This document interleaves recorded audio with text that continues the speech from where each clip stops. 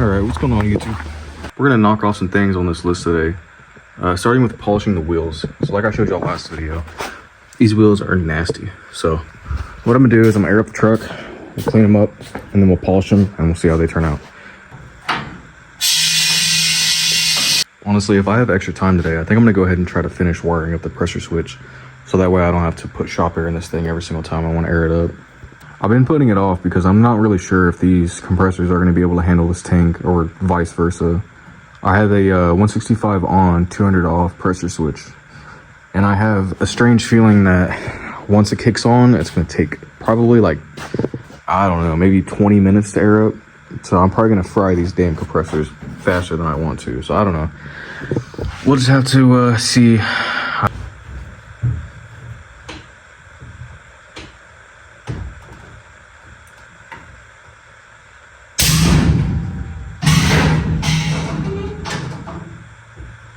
Alright, so I got my light set up so that way you guys can actually see just how dirty these are. It's been a minute since I cleaned them. Couldn't tell you the last time I actually cleaned them. So I'm just use some dish soap and some water and clean it off with a microfiber, and then I'm gonna rub some of this Mother's Mag and aluminum polish on it. This stuff does wonders, so I'll show you guys the result. So you can already tell just by cleaning it, it looks a lot better. The light really wasn't helping me much because it still looks pretty bad on the light, but I think it'll look a whole lot better once I get some aluminum polish on it.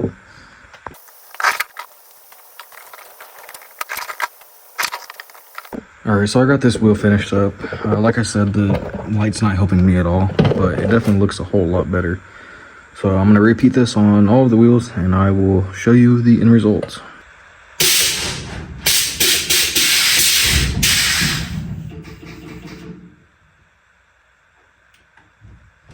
So I was going to record myself and like time lapse each wheel being done, but I kind of figured it'd be boring and repetitive. And not only that, but my phone's about to die. So I think what I'm going to do is I'm going to go inside and eat, charge my phone up, and then we'll finish this video off tomorrow. Alright, it's the next day, so I'm going to go ahead and try to figure out this pressure switch. So in the last video, I stated that I had both of the wires ran for the pressure switch. It turns out I just had the power ran, which isn't a big deal. So what I'm going to do is I'm going to take off this distribution block, and I'm going to grind down the side that's closest to the light right here. And then I'll put myself a ground. I could put it on this side because I already have a ground there, but for peace of mind, I'm just going to do the other side.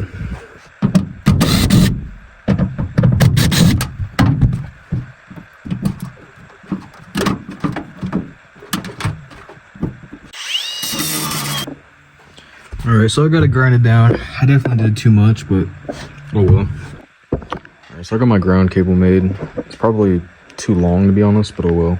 So now we can go ahead and start putting this thing back together. So now that I have both of these ran, there's a couple things I need to do. So I need to figure out where I'm going to put this pressure switch toggle at. So I originally wanted to do it like here, but I pulled this panel off and I completely fucked it. So there were screws down there I did not realize, so I pulled this thing and then boom. So I don't know what to do about that.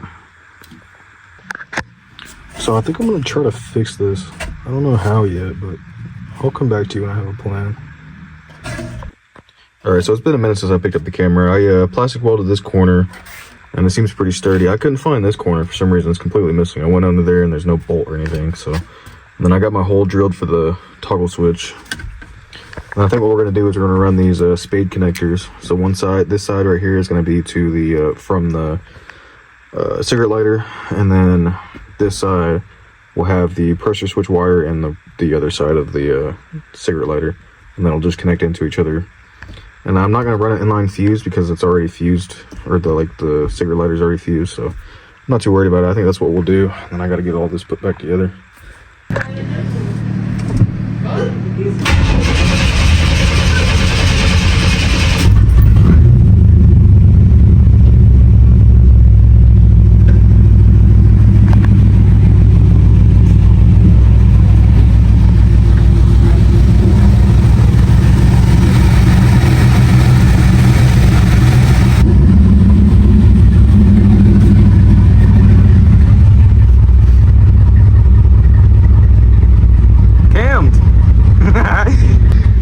Oh, hell.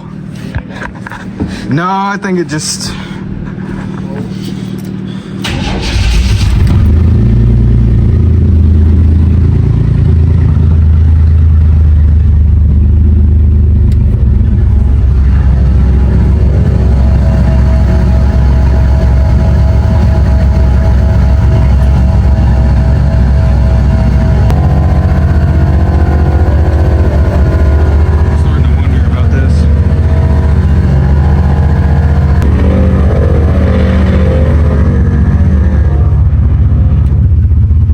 Pressure switch ain't kicking off. Past 200, my gauge only goes up to 200, so that's strange. Yeah, I don't like that.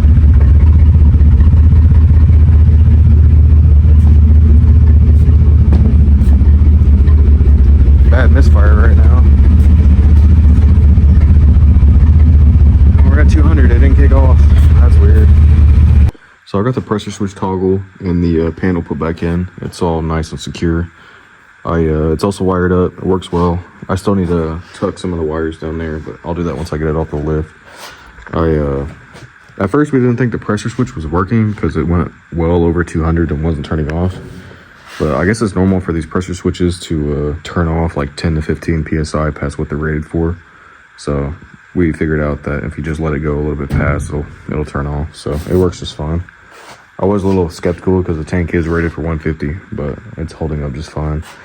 And I did find out these compressors will work, but they're going to be working overtime. So I don't know what to do about that. I might get a lower rated pressure switch. Maybe that'll help. But the rule of thumb typically is 2 compressors per 5 gallons. I'm pretty sure I figured out this is a 10-gallon tank. I've been saying 15 or 20. I guess that's unrealistic. It's just the biggest tank I've ever seen, so I didn't know what it was. And it doesn't say it on it, so I kind of just assumed it was something massive. So thankfully it's not bigger, but it is a 10-gallon, and these compressors are working overtime. And with these half-inch valves, a few switches, and it has to refill. So yeah, I'll have to go back to the drawing board on that, but I might just run it for now. All right, so I put it up on the list so that way we could check out the exhaust and try to tackle it. I think the plan is we're gonna cut here, like right here, and then somewhere up here on this one, and then they'll just go straight back. I have more than enough room in these cross members. The only thing that's a little skeptical about is I have fuel lines over here. So I don't know if that's going to be an issue. I feel like it might be. And then I got the shifter linkage that's in the way. But since it's in park right now, this is the highest up it's going to go. So the pipe could easily go above it. But I need to verify that it's not going to somehow make contact or be in the way. But yeah, that's the plan. And then back here, just checking out the wiring. I knew we did some funky stuff whenever we originally took this apart. But I have this wire goes nowhere, and I got this ground. I got this black wire that was tucked up in there. It goes, I mean, it's a few feet worth of wire, and I really don't know what it's from and why I have all this. I feel like this is a lot of wiring to have just for some taillights. I think maybe we had to extend them, but like I don't know. I might have to look at some Facebook groups, or not Facebook groups, but some posts on some OBS groups on Facebook or something. Probably gonna be my easiest route. I'm sure I can find some stuff about it. Alright, so I tracked that wire down, and for some reason it taps into the light under my hood. I can tell it's not factory by the way it's ran and the way it's like tapped into it. But you can see right here, it goes all the way down my firewall and then all the way to the end of the frame with like a few feet left over. I honestly don't remember this wire. I don't know what it goes to. I didn't do this. So I'm guessing it's unnecessary, so I'm just gonna go ahead and cut it out, to be honest. Alright, so I got that wire out, and I went ahead and cut out this ground piece because it looks all janky. But the more I'm looking at it, I'm starting to wonder if that's where this wire ran. But I can't understand why, because it went to the light under my hood.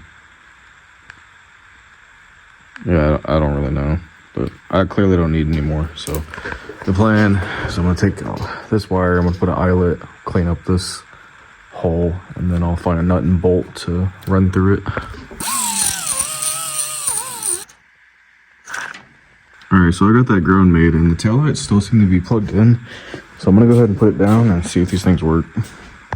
Alright, so I figured out that I can't get into the truck right now because it hits the lift. And obviously I don't have wheels on it, so I can't just lower it down.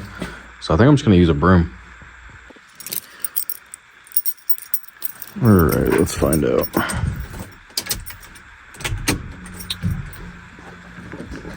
So for starters, if I put this on, cool. So I got tail lights. Let's see if I have brake lights.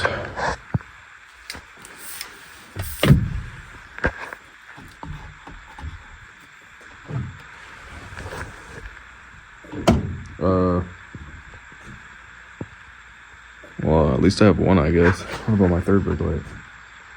That's working, but for some reason I only have one brake light. I have both taillights.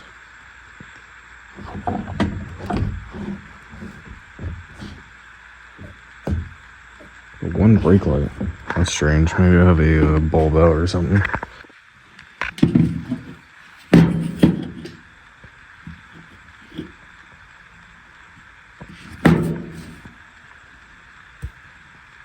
So I got the taillight back in.